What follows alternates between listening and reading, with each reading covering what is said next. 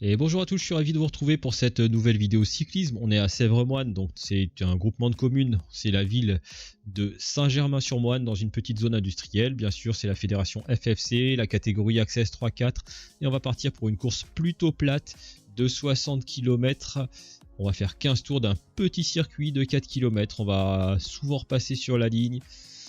Un magnifique temps pour ce 8 mai, donc 2026.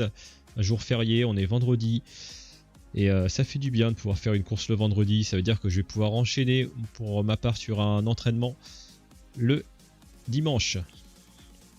Allez, on va faire un petit point juste après ces premières images du départ. Enfin, on va faire un petit point sur mes derniers classements.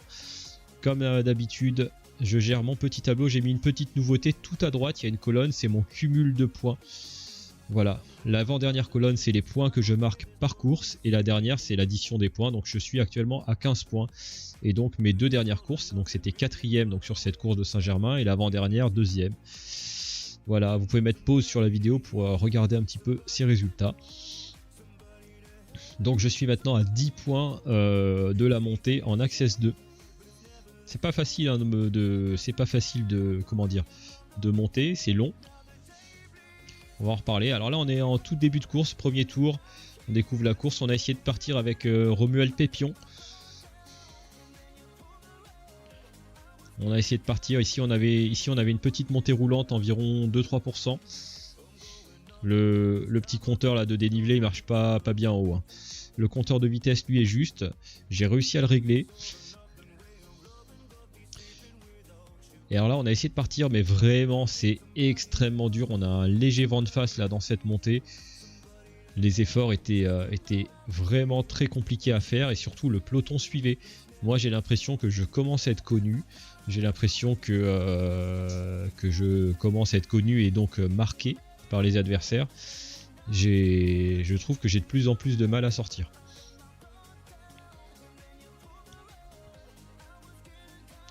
Allez, sur cette vidéo, il y aura pas mal d'images du peloton. Il n'y a pas eu énormément d'actions, il n'y a pas eu énormément de coups. Il y a des gens qui ont essayé de sortir du peloton, mais à chaque fois les coups, ça avait du mal à prendre. Tout simplement parce que les efforts étaient très durs à fournir sur ce parcours. Un parcours dont la particularité était qu'il y avait beaucoup de petites relances. On était dans une zone industrielle, donc vous imaginez bien des routes qui circulent entre les entrepôts. Il y avait beaucoup d'angles droits, donc c'était limite un petit critérium avec pas mal de relances. Là, on voit juste avant l'arrivée, il y a 2 angles droits avec des relances. Regardez comment le peloton était tiré. Tous ces virages créaient un étirement du peloton. Et il y avait énormément d'écart entre la tête de course et la queue du peloton.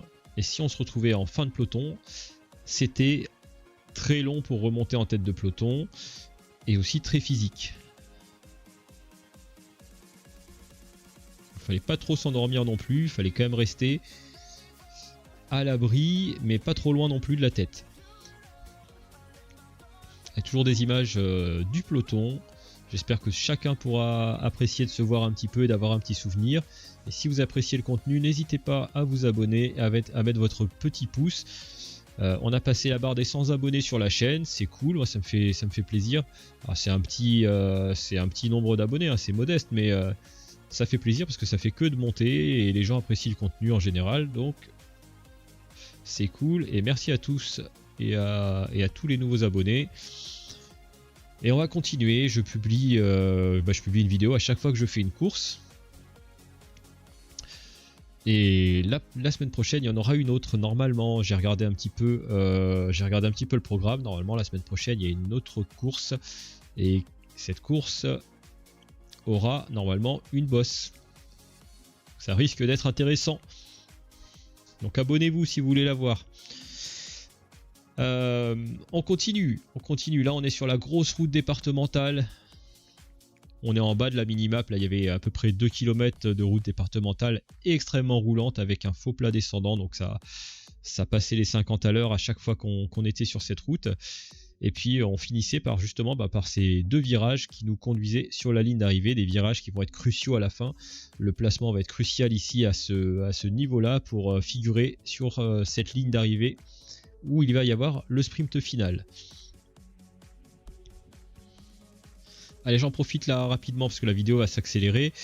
Je vais certainement sauter des étapes là parce que ensuite il va plus se passer grand chose jusqu'à l'arrivée. Tout le monde va rester dans le peloton et la course va avancer comme ça. Ça sera vraiment une course d'usure, hein, tout simplement. Les organismes vont être très fatigués à la fin. Aujourd'hui je tourne cette vidéo donc une journée après la course et j'ai vraiment très mal aux jambes. Sur le coup je m'en rendais pas compte, mais avec toutes ces relances c'est très dur et ça pique pas mal. Bref, allez, le petit coup de gueule. Le petit coup de gueule de cette vidéo, c'est sur l'uniformisation des résultats, des récompenses sur les différentes courses que je fais. Maintenant, je commence à avoir un petit peu d'expérience. Ça fait un petit peu plus d'une dizaine de courses que je fais à travers la région, que ce soit en Vendée, en Maine-et-Loire, en Loire-Atlantique. Et ce qui m'énerve, c'est que là, sur cette course, les Access 4 n'ont pas été récompensés. Ma dernière course en Vendée, ils ont récompensé les 3 premiers Access 3 et les 3 premiers Access 4. Et ça me fait... moi ça me concerne pas puisque je suis en Access 3 et je suis toujours... j'ai la chance d'avoir des facilités, d'être toujours à l'avant des courses et d'être bien classé dans les résultats. Donc j'ai toujours quelque chose à jouer. Pour moi c'est toujours excitant. Mais je me mets à la place des Access 4 qui finissent toujours 15e, 20e, qui sont toujours au cœur du peloton. Et bien qui se font toujours battre par des Access 3 ou peut-être des mecs plus jeunes. Et bref, c'est pas... Pour moi c'est pas encourageant. Et j'ai pas compris pourquoi les Access 4 n'étaient pas récompensés là sur cette course. Pour moi on devrait déjà appeler les 5 premiers de chaque catégorie à chaque fois pour mettre les gars un peu en valeur. C'est pas anodin d'arriver... allez, je dirais que même d'arriver dans les 20 premiers, c'est pas anodin. Il faut quand même travailler un peu son placement à la fin de la course. Il faut quand même un petit peu s'engager physiquement pour terminer dans le top 20. C'est pas du tout cuit. Donc voilà, petit message pour les organisations, comme ça, récompenser les Access 4. Ensuite, autre petit point là qui a pas bien marché sur cette course, je trouve que c'est les points chauds. Il y avait des sprints intermédiaires là pour animer un petit peu la course. Et puis en tant que coureur, on n'entend pas bien quand est-ce qu'il faut sprinter. Et on n'entend pas bien non plus. Pour moi personnellement, j'ai pas entendu. C'était que le premier qui passait qui avait quelque chose. Alors les récompenses. À titre personnel, je m'en fiche un petit peu. Je sais qu'une fois en Vendée, ils donnaient de l'argent. Moi, personnellement, si j'ai juste un petit coup à la buvette ou un petit sandwich à la fin, je m'en fiche. Je me prends au jeu et les sprints, je les fais. Mais c'est vrai que quand on fait des points chauds comme ça et qu'on récompense que le premier, je trouve ça un petit peu dommage. Parce que j'ai disputé un sprint un moment sur la course et j'ai laissé énormément de cartouches. C'est beaucoup d'engagement physique pour se placer avant le sprint et puis pour réaliser le sprint aussi. Donc un petit cadeau pour les 3 premiers à chaque sprint, bien c'est cool, ça permet de jouer quelque chose dans la course, même si on sait qu'à la fin on n'a aucune chance. On peut tenter quelques coups dans la course pour revenir à la maison avec une petite récompense, avec un petit sandwich merguez, un petit truc qui fait plaisir sur la fin. Voilà le petit message pour ces points chauds. Donc premier point, c'était l'uniformisation des résultats sur toutes les courses de la région. Qu'on sache que quel que soit l'endroit où on met les pieds, on sait que ça sera toujours les 3 premiers de chaque catégorie ou toujours les 5 premiers. Donc ça c'est un boulot à faire sur le plan régional. Et puis tous ces points chauds également, essayer d'uniformiser les récompenses sur les points chauds. Qu'on sache que si on fait un sprint à fond et qu'on se met dans le rouge, eh bien c'est les 3 premiers qui prennent. Et que ce soit pas aléatoire en fonction des courses. Un coup c'est que le premier, un coup c'est les 3 premiers. Ça change à chaque fois sur toutes les courses. Et ça c'est un petit peu compliqué pour les coureurs. Quand on passe sur la ligne d'arrivée, des fois on n'entend pas bien le micro parce que on est attentif, on fait gaffe à la sécurité, à pas toucher les roues.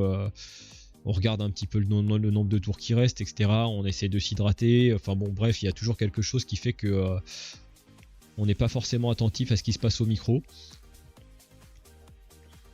Et voilà, donc une uniformisation serait la bienvenue.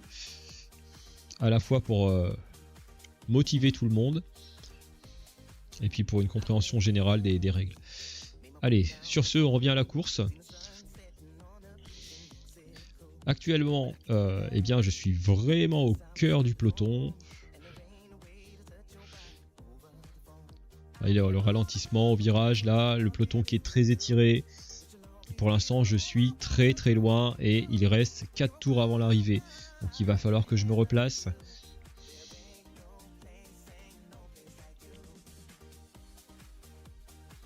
Allez, la vidéo a avancé, on a 45 km sur 60. Il va quand même rester 15 km, hein, pas de panique non plus. Vous voyez ces efforts de relance à chaque fois.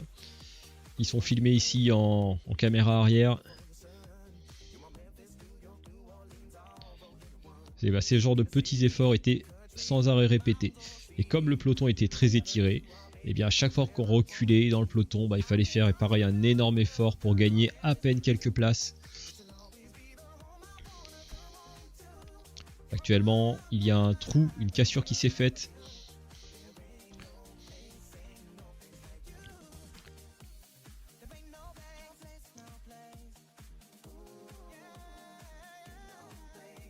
Alors voilà ce que je viens de faire, j'ai laissé patienter un petit peu. J'ai pas été chasser l'échappée, ce que j'aurais fait en début de saison. J'ai laissé quelqu'un faire le boulot à ma place. Et tout de suite, j'enquille derrière. Bon, en début de saison, j'aurais fait le boulot moi-même. J'aurais été les chercher, mais maintenant j'ai compris. On voit Rémi Batala, Jean-Michel Pied qui était parti avec, il me semble que c'est Benjamin Larose de Beaupro, là, il y avait quand même un beau petit trio en tête de course. Jean-Michel Pied qui a enchaîné d'ailleurs cette course-là et une course le lendemain à Nantes, où il a fait 5e ou 6e si je dis pas de bêtises, donc il vient d'enchaîner 2 belles places d'honneur. Il a certainement un petit peu de regret. Allez, 2 tours avant l'arrivée, cette fois-ci je me suis replacé en tête de peloton. Et maintenant je vais me battre pour garder ma place. Alors quand je dis que je vais me battre, je vais vraiment me battre parce que pour pas se faire déborder, faut quand même envoyer un peu de rythme.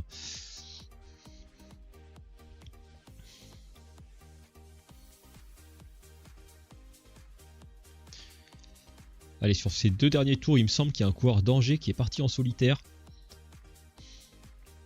Et il va se faire reprendre, malheureusement pour lui, dans le dernier tour. Et comme il est parti tout seul, eh bien, tout le monde l'a laissé tranquille. Tout le monde l'a laissé tranquille. Et comme on était dans les 2 derniers tours, eh bien, allez là, il s'en va. J'avais un petit peu d'avance, on l'a vu partir là. Voilà, tout le monde le laisse tranquille. Nous, on est tous un petit peu fatigués, un petit peu émoussés. Actuellement, ça se voit pas, mais on avait vent de face. Donc, personne n'avait vraiment envie d'aller le chercher, sachant qu'il restait 2 tours. Et qu'on n'avait pas envie de se cramer et de gâcher toutes nos chances pour la fin de course. À aller chercher tous les mecs qui essaient de sortir.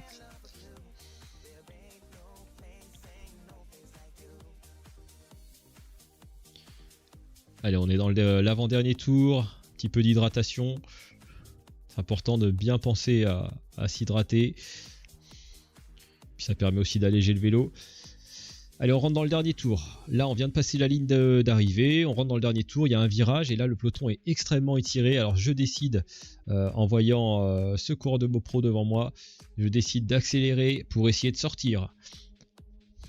Et là, je fais dans le dernier tour un premier gros effort physique. Là, je suis 2e de la course parce qu'il y a toujours l'échappée devant. Et j'essaie de sortir, mais le peloton qui a réagi, qui est derrière moi. J'ai l'impression d'être marqué et d'avoir de plus en plus de mal à sortir du peloton, que les gars me connaissent. Alors là, on a ce coureur-là qui est venu me parler, là, j'ai rien compris. Alors s'il se reconnaît sur la vidéo, qui mette un petit commentaire, là, c'est qu'est-ce qu'il m'a dit à ce moment-là. Moi, à ce moment-là, je suis concentré sur mon placement, je suis concentré sur sur la position que j'ai à tenir, je suis concentré sur d'éventuelles attaques qui pourraient partir. Et il est venu se mettre devant moi, il m'a parlé, il m'a dit quelques mots, je sais pas je sais pas du tout ce qu'il voulait. Allez, ce virage là qui était dur à négocier, puis on arrive tout de suite dans la dernière montée et là c'est comme d'habitude le peloton qui est très étiré et on met une grosse mine dans la côte. Rendez-vous compte, là on la monte à plus de 40 à l'heure, hein, 45 km/h, alors que déjà rien que la montée à 35 c'était 35-40, c'était assez physique. Là la passer à 45 c'était vraiment un effort énorme et moi j'enchaîne, je continue à appuyer parce que j'ai vraiment envie que ça pète, qu'on se retrouve devant avec un petit groupe de 3 ou 4 et que le peloton abandonne la poursuite. Là on reprend le coureur d'Angers, échappée terminée pour le coureur d'Angers à quelques kilomètres de l'arrivée. Le peloton qui a suivi, qui s'est accroché, et alors là c'est très dur pour moi parce que bon, j'ai fait un énorme effort dans la côte, j'ai très mal aux jambes et pourtant je suis obligé, si je veux bien figurer dans cette course, je suis obligé de m'accrocher au groupe de tête et donc là je souffre pour tenir les roues simplement. Alors, vous voyez que ça roule très vite, mais j'ai pas le choix, soit je souffre et je tiens ma place, soit je me fais avaler dans le peloton et tout est fini. Vraiment là c'est très dur, là je m'arrête de pédaler, je vois que je fais complètement tapis là sur mon vélo, position aéro maximum pour essayer de suivre les roues sans pédaler. C'est quelques secondes sans pédaler, c'est un petit peu de récup de gagner. On est dans le final de la course, hein. Là on arrive dans dans moins d'un kilomètre et comme vous le voyez la caméra est inversée, mais ne vous inquiétez pas, elle va se remettre dans l'autre sens, ça permet d'avoir un point de vue différent.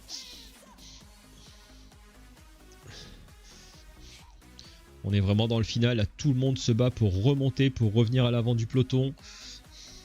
Actuellement je dois être 4e, 5e du peloton et malheureusement j'ai des vagues de coureurs qui viennent par la droite et c'est comme d'habitude, je suis coincé, je peux pas aller à gauche, je peux pas aller à droite. Situation très délicate, on va bientôt tourner à droite et les deux derniers virages arrivent. Et malheureusement j'ai glissé à la 9e position à ce moment là.